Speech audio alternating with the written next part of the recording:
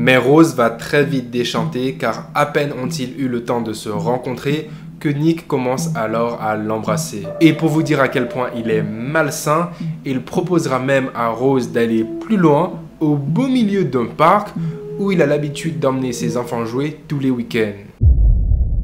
Salut les amis, c'est Kensho et bienvenue dans cette nouvelle vidéo Thread Horror. Je sais qu'il n'y a pas eu de Thread Horror sur la chaîne depuis un certain moment, j'étais très occupé avec mon déménagement et oui, j'ai encore déménagé.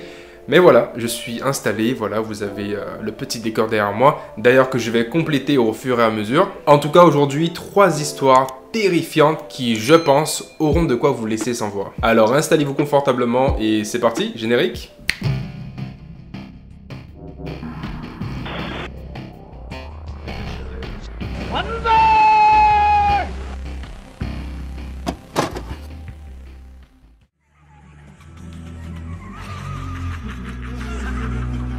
La première histoire est celle de Justine. À l'époque, elle avait 19 ans et travaillait dans le centre commercial de sa ville, situé au Canada. C'est une ville relativement calme et aucun crime majeur n'a jamais été recensé dans cette dernière. Mais en revanche, la ville qui se situait à 15 minutes de là était connue pour son taux de criminalité super élevé. Le centre commercial où travaille Justine est relativement petit et la plupart des clients sont soit des mères avec leurs enfants, ou bien des personnes âgées qui étaient là tout simplement pour faire passer le temps. Un jour, pendant sa pause, Justine se dirige vers l'aire de restauration du centre commercial afin de prendre une boisson, se poser et consulter son téléphone. À un moment, Justine remarque que 2 femmes étaient en train de se diriger vers elle. Elle se dit qu'elles avaient peut-être remarqué son uniforme et qu'elles étaient tout simplement venues demander des conseils par rapport à des produits du magasin où elle travaille. Les 2 femmes s'approchent de Justine et commencent à lui parler. Justine, elle, la première chose qu'elle remarque,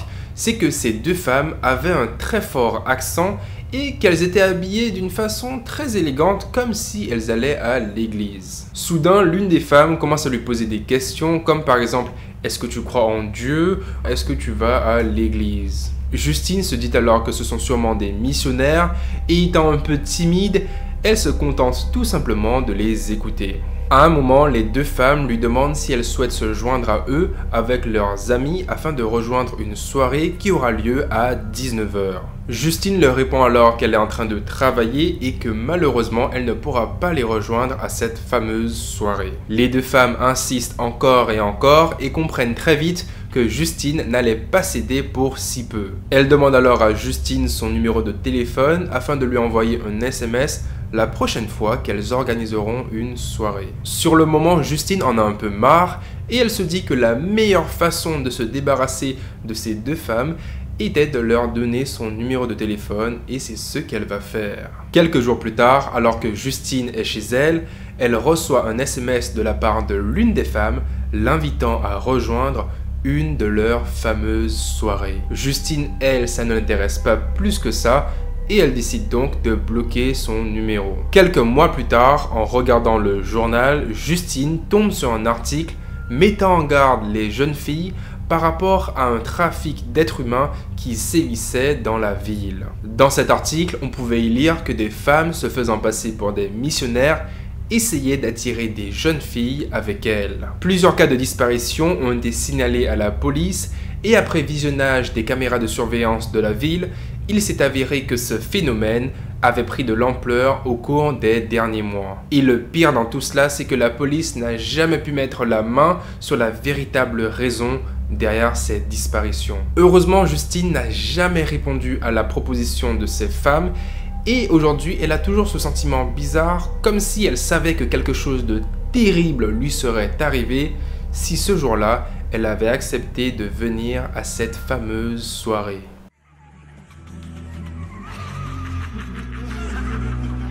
Il y a quelques années de cela, Rose avait décidé de déménager à l'étranger afin de suivre son petit ami et réaliser un doctorat dans son pays. Au début, tout se passait à merveille. Rose était excitée à l'idée de débuter une nouvelle aventure riche en émotions avec son petit ami, mais après quelques mois passés à ses côtés, elle commença à ne plus éprouver les mêmes sentiments pour lui. Elle nous explique qu'elle a du mal à décrire la complexité de ce qu'elle a ressenti, Mais avec le temps, elle s'est sentie de plus en plus seule, incomprise, loin de sa famille et de ses amis. Et malgré le fait que son petit ami était une personne formidable, Rose ressent tout de même qu'elle n'avait plus aucune connexion avec ce dernier. Il faut savoir que Rose et son petit ami étaient des adeptes du BDSM. Rose possédait un compte sur un site super connu de BDSM et donc elle y allait souvent afin de chercher des nouvelles idées à faire avec son petit ami. De temps en temps, des hommes intéressés par son profil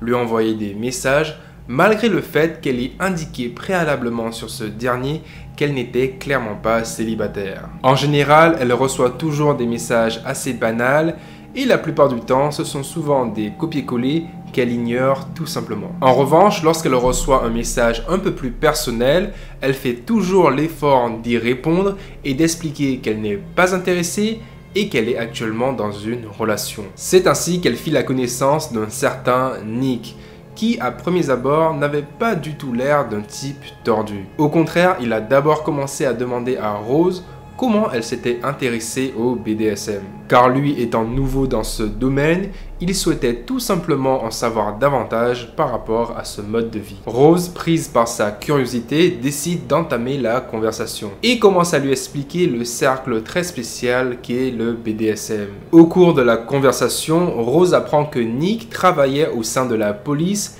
et qu'il enquêtait sur les trafics de drogue. Elle apprend également qu'il est marié et père de 2 enfants. Rose remarque qu'ils ont énormément de passions en commun et donc les deux commencent très vite à se lier d'amitié. Étant donné qu'elle se sentait seule à cette période de sa vie, elle se dit qu'elle pourrait devenir amie avec Nick et lui accorder sa confiance étant donné que ce dernier travaillait au sein de la police. Les 2 amis commencent alors à échanger des messages sur WhatsApp et Nick commence petit à petit à s'intéresser à la vie de Rose, à lui montrer par exemple des photos ainsi que des vidéos de ses enfants. Rose nous explique tout de même que leurs échanges étaient purement et simplement amicaux et que son petit ami était au courant dès le premier jour, donc il n'y avait aucune ambiguïté. Tout cela a duré environ 3 mois jusqu'au jour où Nick proposa à Rose de venir boire un café avec lui. Sans hésiter une seule seconde, Rose accepte mais envoie tout de même un message à son petit ami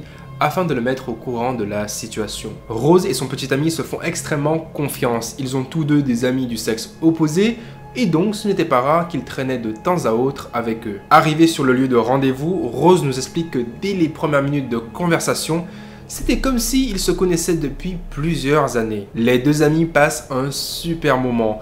Rose fait énormément confiance à Nick et surtout, ils avaient les mêmes centres d'intérêt. Au cours de la soirée, Nick et Rose décident de se diriger dans un bar voisin. Et là, sans prévenir, Nick plaque Rose contre un mur et commence à l'embrasser langoureusement. Sur le coup, Rose ne comprend pas trop et elle est un peu choquée. Elle lui dit que ce qu'il venait de faire était totalement inapproprié.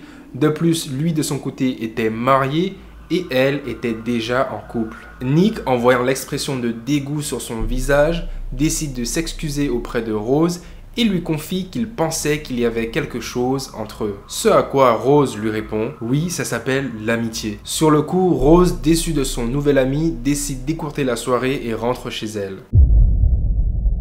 Quelques jours plus tard, après qu'il se soit excusé encore et encore, Nick appelle Rose pour qu'ils se rencontrent à nouveau. Ce dernier lui dit qu'il souhaiterait l'emmener faire un tour en ville car lui y habitait depuis plusieurs années et donc connaissait de bons spots avec de beaux paysages. Rose se dit qu'il avait sûrement dérapé cette nuit-là et décide donc de lui accorder une seconde chance. Et puis elle se dit que de toute façon elle n'avait rien à craindre puisque ce dernier travaillait au sein de la police. Mais Rose va très vite déchanter car à peine ont-ils eu le temps de se rencontrer que Nick commence alors à l'embrasser. Et pour vous dire à quel point il est malsain, il proposera même à Rose d'aller plus loin au beau milieu d'un parc où il a l'habitude d'emmener ses enfants jouer tous les week-ends. Écœurée par son comportement, Rose décide de lui demander de la ramener à son arrêt de bus afin qu'elle puisse rentrer chez elle. Nick accepte et sur le chemin, il commence alors à expliquer à Rose comment récemment il avait réussi à faire tomber un trafiquant de drogue. Et tout cela en modifiant tout simplement les SMS envoyés par sa petite amie, en lui faisant croire que cette dernière la trompait afin que ce dernier puisse la confronter pour ensuite l'arrêter. Sur le coup, Rose n'a aucune idée de la véracité de ses propos et surtout, elle ne sait pas du tout si ce genre de choses était possible. Nick commence alors à lui faire du chantage en lui disant qu'il pouvait très bien faire croire à son petit ami qu'elle le trompait. Rose, consciente de ce qui est en train de se dérouler sous ses yeux, essaye de calmer le jeu. Elle sait qu'elle ne pourra clairement pas faire le poids face à un policier expérimenté et déterminé. À ce moment-là, Rose se dit que la meilleure solution à adopter est de faire semblant de garder contact avec Nick et de rentrer dans son jeu. Mais après être rentrée chez elle, Rose réalise à quel point Nick était obsédé par elle. Elle décide alors de le bloquer sur toutes les plateformes où ils se parlaient. À ce stade de l'histoire, on aurait tous pensé que voilà, tout est terminé, mais loin de là. Quelques jours plus tard, alors que Rose est à son travail, elle voit débarquer Nick devant son comptoir. Le sang de Rose se glace immédiatement, tandis qu'elle essaie de comprendre comment il a pu trouver son lieu de travail, sachant qu'elle n'a jamais communiqué ce dernier avec lui. Rose est prise entre l'incompréhension et la peur et lui dit tout simplement qu'elle souhaite couper les ponts avec lui. Nick, de son côté, n'a pas plus l'air dérangé par la situation et commence à lui dire à quel point il l'aimait, qu'elle pouvait très bien être sa maîtresse et que son petit ami n'avait pas besoin de le savoir. Nick est clairement obsédé par Rose et à ce stade-là, il ne le cachait plus. Il commence à lui dire à quel point il souhaiterait la prendre, à quel point ils formeront un couple génial et à quoi pourraient ressembler leurs enfants. Rose refuse à nouveau ses avances et lui demande de quitter son lieu de travail. Les jours suivants, Rose décide de quitter son travail, elle bloque Nick et change plusieurs fois de compte sur les réseaux sociaux et tout cela afin que Nick ne puisse pas retrouver sa trace. Depuis cela, à chaque fois qu'elle reçoit des appels de la part d'inconnus, elle commence à paniquer. Lorsque des voitures ralentissent devant sa maison, elle commence alors à avoir du mal à respirer. Et surtout, elle est devenue super parano à chaque fois qu'elle doit sortir de chez elle. Heureusement, l'arrivée du confinement a été une bénédiction pour Rose, qui, à la suite de cela, n'a plus jamais eu de nouvelles de la part de Nick pendant des mois jusqu'à aujourd'hui. Nick avait sûrement pour habitude de se faire des maîtresses de gauche à droite, et ce sans jamais se faire refuser ses avances de par son affiliation à la police. Mais avec Rose, cela n'a pas été chose facile. Elle a tout de suite ressenti que Nick possédait un comportement super malsain et semblait avoir des pulsions incontrôlables. Je pense que le confinement a clairement sauvé la peau de Rose. Sans cela, l'obsession de Nick envers Rose n'aurait fait qu'augmenter de jour en jour. Et la fin de cette histoire aurait probablement pris une tournure bien différente.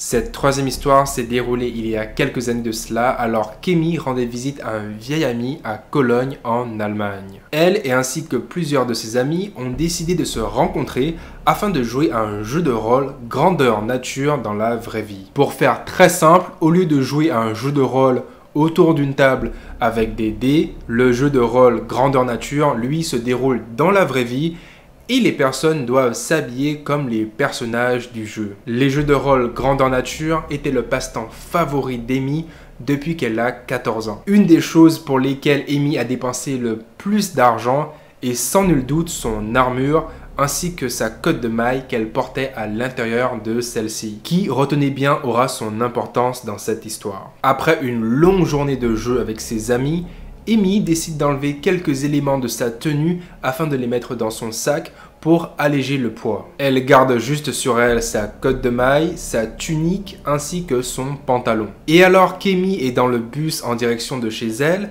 elle remarque qu'un type était en train de l'observer depuis un certain temps. Amy se dit que c'était sûrement dû à la tenue qu'elle portait sur elle à ce moment-là et décide donc de l'ignorer. Alors qu'elle est presque arrivée chez elle, elle décide d'appeler son vieil ami afin de lui demander s'il souhaitait sortir dehors, manger un kebab avec elle. Et avant même qu'elle puisse finir sa question, son ami accepte sans hésiter et tous deux se fixent alors un point de rendez-vous. Amy arrive en premier sur le lieu de rendez-vous quand soudain elle aperçoit l'individu du bus en train de marcher en sa direction d'un air déterminé. Amy se colle alors tout naturellement contre le mur afin de le laisser passer, mais ce dernier s'arrête juste devant elle, sort un couteau et lui ordonne de lui donner son sac, son portefeuille ainsi que son téléphone. À ce moment-là, il est presque 21h et la ruelle dans laquelle elle se situait n'était pas du tout fréquentée à cette heure-ci. Amy essaye alors de le raisonner en lui expliquant que son sac